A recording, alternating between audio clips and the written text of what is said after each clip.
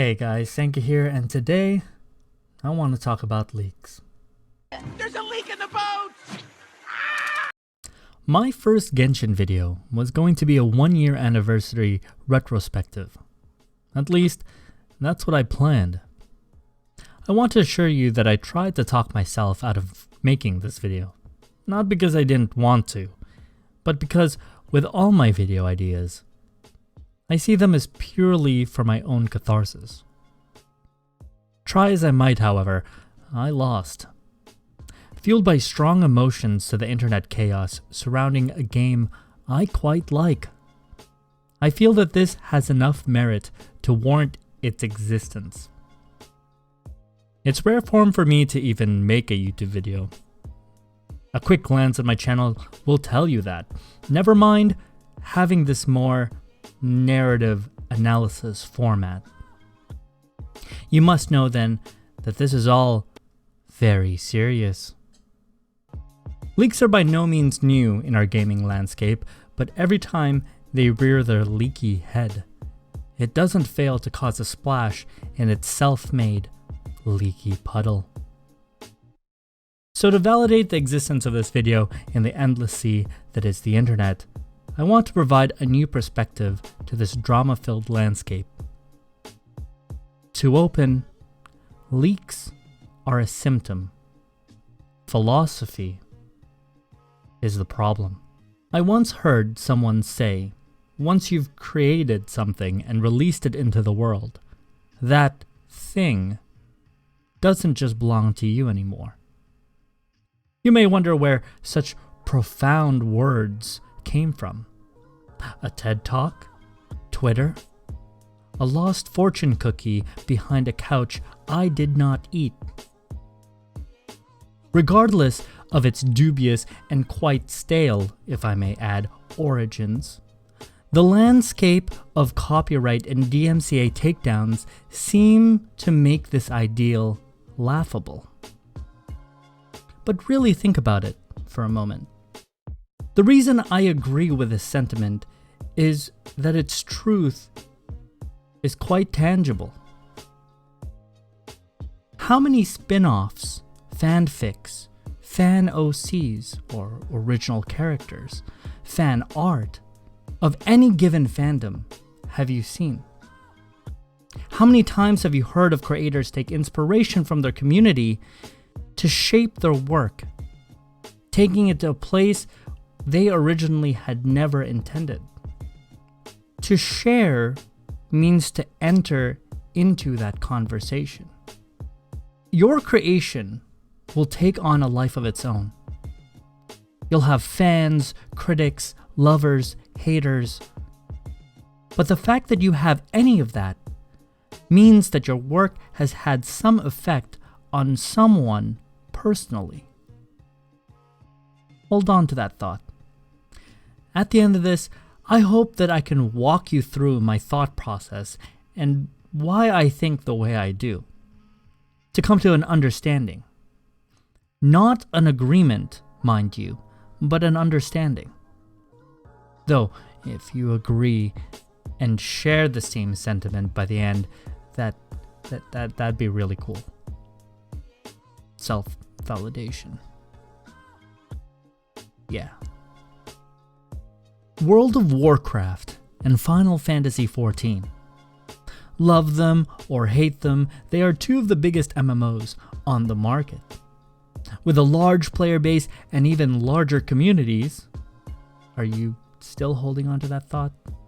Both these games have had to find a solution to the ball of energy that are dedicated and only fans. Hungry fans. Dedicated and hungry fans. Who wrote this? Each of their answers could not be any different from each other, and yet both still vastly successful. So if leaks aren't the problem, what gives? Let's backtrack a bit in case I lost some of you and break this down, and I promise I do have a point here. World of Warcraft has had their leakers and data miners make a business out of it. Wowhead, a third-party website, is the community information hub of the game, more so than even most official Blizzard announcements. Players are also able to test the coming patches on dedicated public test servers, provide feedback, and share that information with people to help prepare for the changes coming to the game. Sound familiar? Final Fantasy, on the other hand, is less profound. Aside from the odd sharp-eyed five-head fan theory, not leaks are from the developers of the game, if not the game director himself. Now official, one would call these teasers, not leaks. Producing constant developer notes, live streams, conventions, Final Fantasy is often praised for its healthy communication it has with its player base, keeping their players informed and in turn have peace of mind. You may think we have gotten off track, but holistically, I hope you're getting a better picture of the basis of what my thought process has been wrestling with these past few days. Why I feel at the end of the day the problem isn't with the leaks themselves, but rather a battle of philosophy in the art of creating. What Mihoyo is fighting are not the leaks themselves. As I alluded earlier, they're only the symptom. But what Mihoyo is fighting is the philosophy umbrella they want to run their company under. If it isn't apparent yet, you've noticed that I've barely talked about Mihoyo, Genshin Impact, or the posts that poke the internet hornet nest. As I stated, I not only want to bring a new approach to this, but also lay the groundwork that this issue is more complicated than are leaks bad or are leaks good. So if you would allow me, I'd like to lay the last pillar before tackling the big problem. When spoilers enter the scene, story spoilers are usually at the forefront.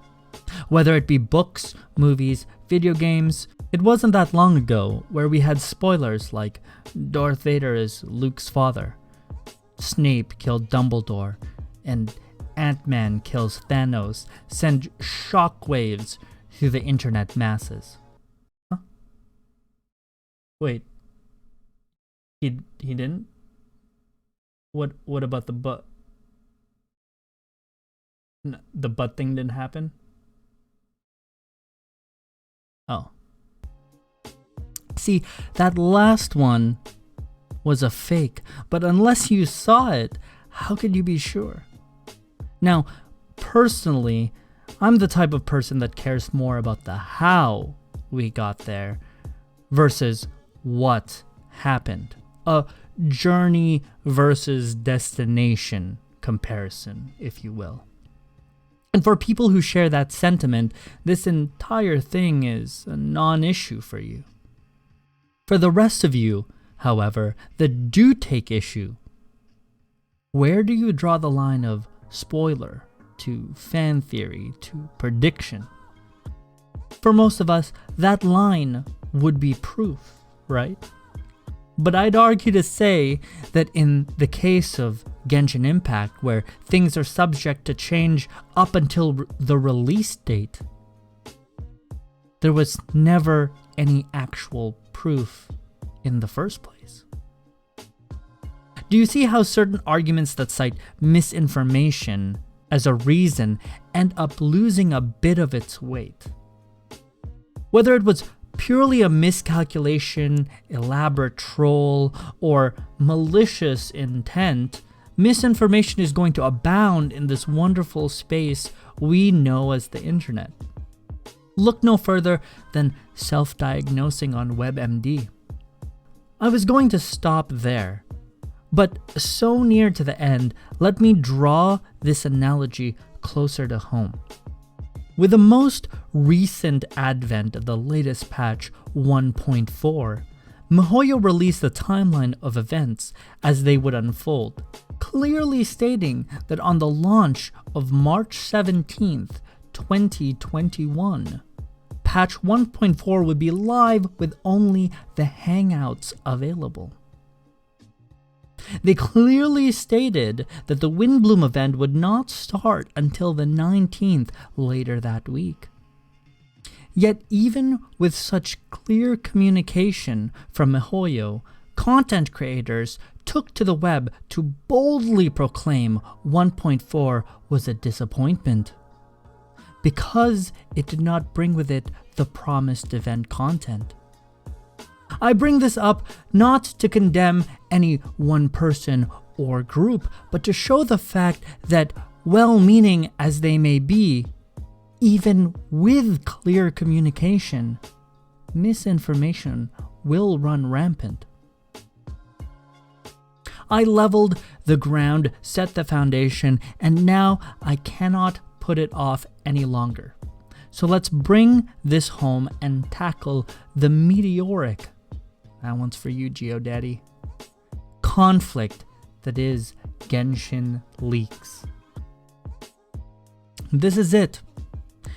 The thing we've worked up to, the final boss. This is where the arguments fly like bullets because, well, money is involved.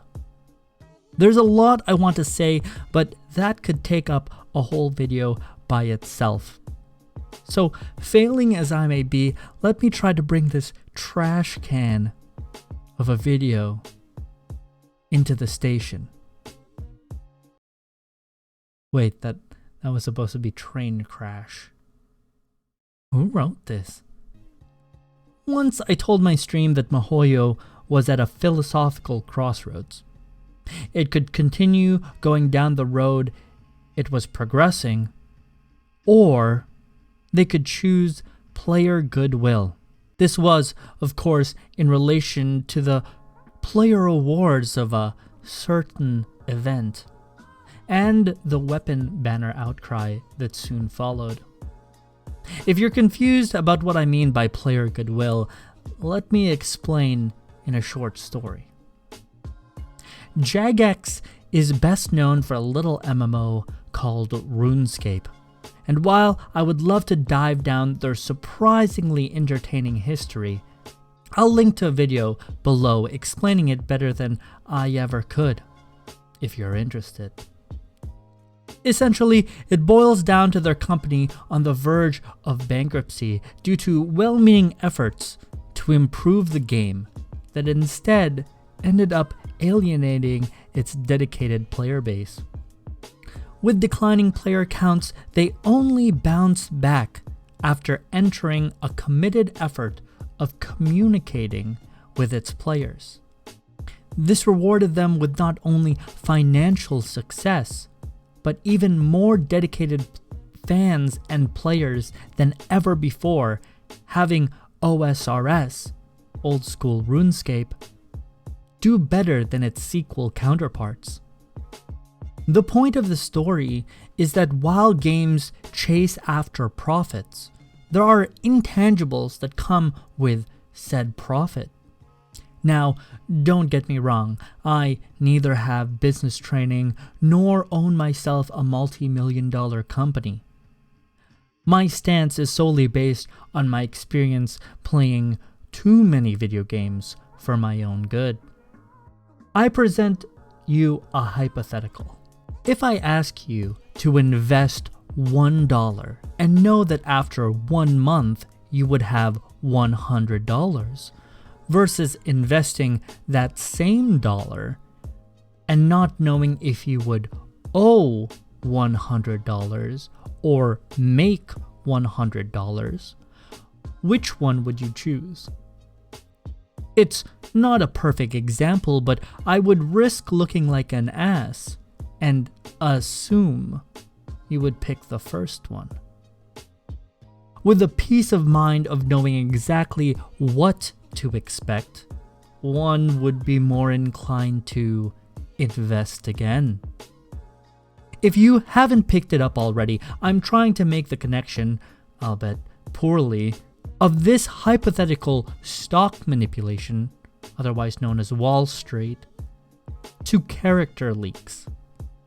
I propose this hypothesis after this hypothetical.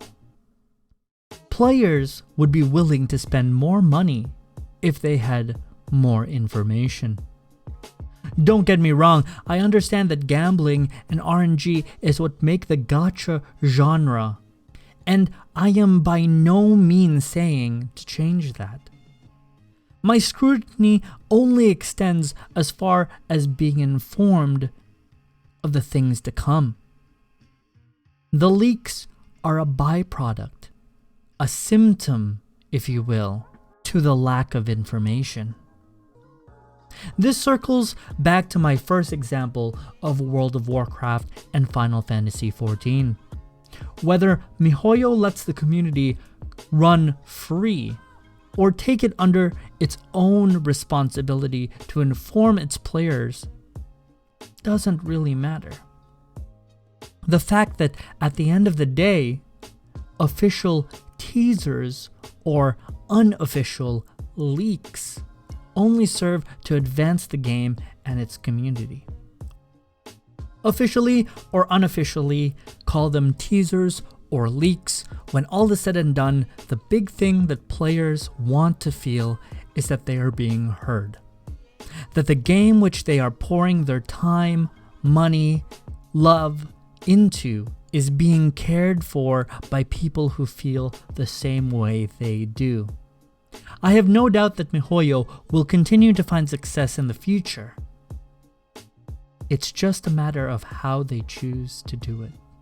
Hey guys, first and foremost, thank you so much for sticking with the video till the very end. I appreciate that so much. It was my first time trying my hand at a more narrative-driven video.